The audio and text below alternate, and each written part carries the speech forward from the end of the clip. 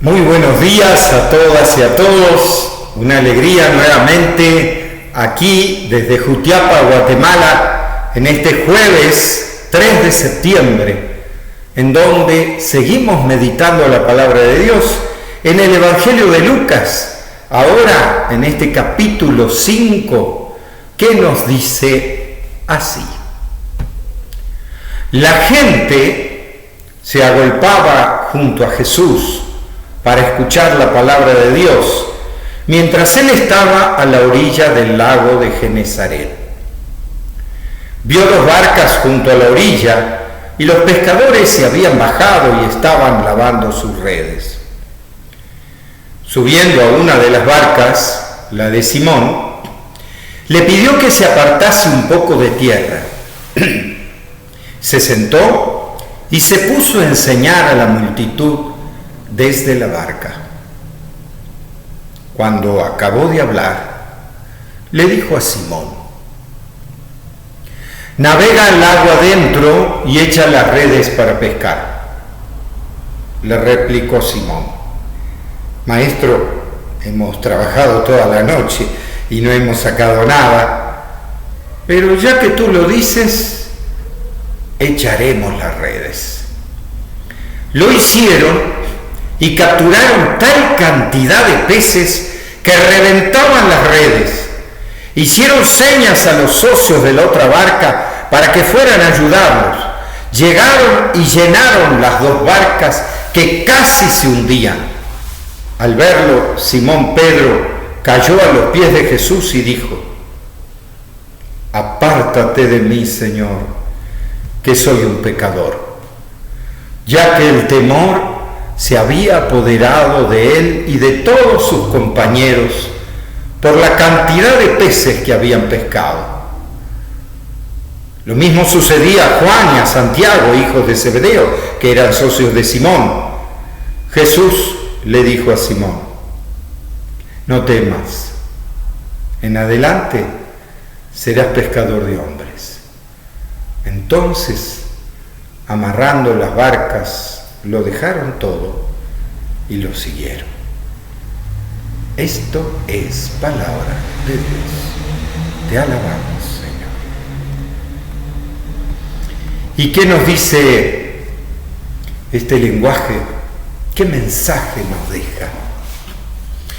Fijémonos, tenemos que recordar un poco lo que escuchamos ayer y antes de ayer, Ayer habíamos escuchado todo un día de misión de Jesús, pero fíjense, en Nazaret, después en la sinagoga, y después cura la suegra de Pedro, de Simón, o sea, del mismo que hoy le presta la barca, o sea, ya se conocían, ya estaban en contacto con Jesús, porque Jesús va a la casa de Simón, cura a su suegra y después empieza a curar a todos. Y se ve que el otro día, habrán salido a pescar porque ellos eran pescadores. Y cuando la gente se le amontona a Jesús en la orilla del lago, le pide a Pedro, a Simón, que lo aleje un poco con la barca, y así lo hace. Este era un método utilizado porque acuérdense que hace tiempo no había amplificación. Entonces, si no se separaba un poco de la gente, lo escuchaban solo los que estaban cerca, pero los demás no. En cambio, haciendo un poco de distancia de la costa, hacía que toda la costa era como si fuera un gran anfiteatro. Y si Jesús hablaba un poco fuerte, lo escuchaba mucha gente. Así fue que le pide a Simón, se sube a la barca y todos sus compañeros, y predica Jesús al pueblo. Y por supuesto que también lo escuchó Simón y los demás pescadores. Pero después de predicar se da vuelta y le dice a Simón: navega mar adentro, el agua adentro, y echa las redes para pescar. Claro, los pescadores no era Jesús pescador, era un artesano. Los pescadores eran Simón y los demás, y sus socios, Santiago, Juan.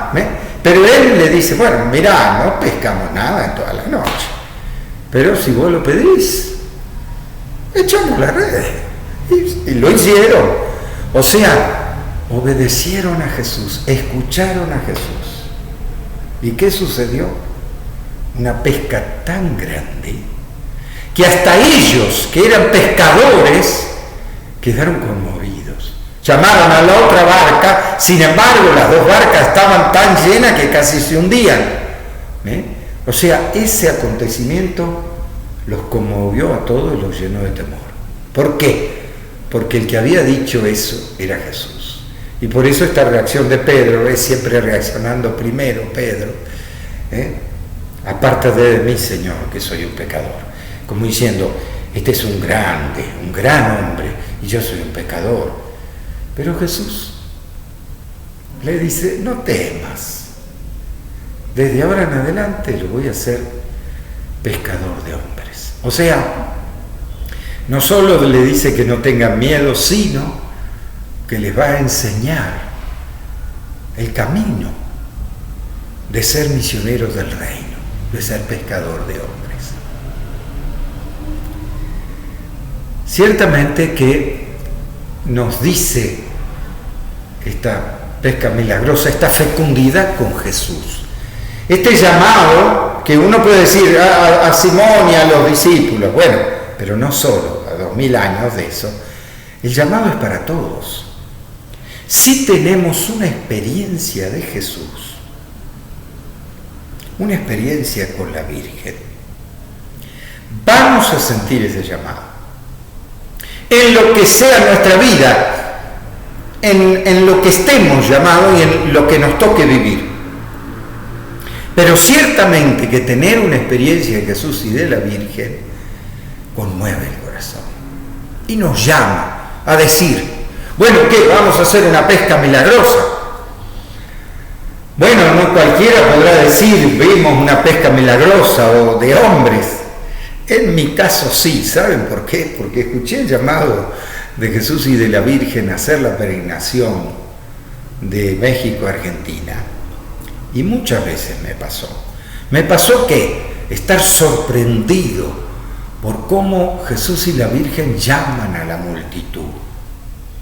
Y me recuerdo muchas veces porque yo iba a preparar el camino, me anticipaba antes que llegara Jesús y la Virgen de Guadalupe, me anticipaba y les anunciaba y les avisaba a las distintas comunidades o a las diócesis.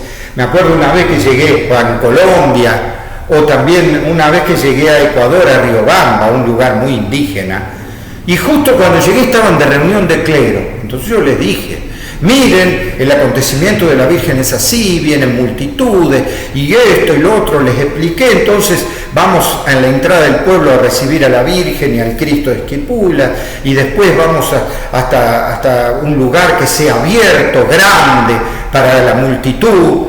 Y me dijeron, a ver, este argentino exagerado, así dijo el obispo, ¿no? Está un poco agrandando las cosas. Dice, nosotros conocemos a nuestra gente.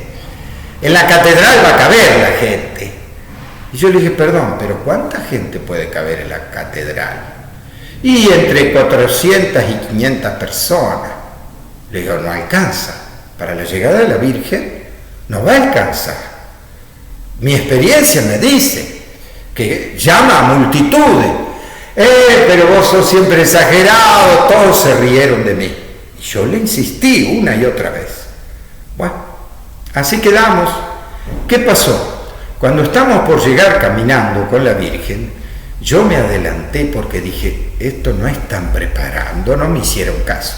Así es que en la mañana cuando salimos del otro pueblo, me acerqué hasta Riobamba y los volví a encontrar, al obispo, a otros, le digo, escúchenme, están preparando acá en la catedral, la gente no cabe acá. Otra vez me dijeron, este argentino exagerado, ¿cómo va a decir? Yo le dije, bueno, yo les avisé, les volví a insistir y ustedes no me creyeron. Por supuesto que entonces fuimos a la salida del pueblo de Riobamba, de la ciudad de Riobamba en Ecuador, para recibir las imágenes del Cristo de Esquipula y de la Virgen de Guadalupe, que venían, por supuesto, a pie. No se imaginan, porque era como una loma, que venían subiendo cuando llegaban. Cuando vieron la multitud de kilómetros de gente, estimamos unas 5.000 personas. Y yo lo miré al obispo y le digo, ¿usted le parece que esa gente va a caber en la catedral? Se empezó a desesperar. No, que llamen, que avisen, que saquen el altar a la parque, en la plaza, en el parque, saquen todo afuera, porque si no, esta multitud nos va a desbordar. No sabe la que se armó. Tuvimos nosotros que con el móvil que traíamos, la pick-up que traíamos en la peregrinación, amplificar en todo el parque, toda la plaza, porque la multitud cubrió todo el centro de Riobamba, toda la plaza y desbordó. Por supuesto que ahí de una vez me creyeron, ¿no? Se dieron cuenta que la mano, cuando Jesús y la Virgen tocan el corazón del pueblo y de la gente, se vuelve un acontecimiento masivo, multitudinario. Y lo digo que a todos nos sorprende, porque otra vez me pasó también a mí, cuando llegó la Virgen de Guadalupe, me desbordó la multitud. Yo pensé en 2.000 personas y vinieron como 6.000.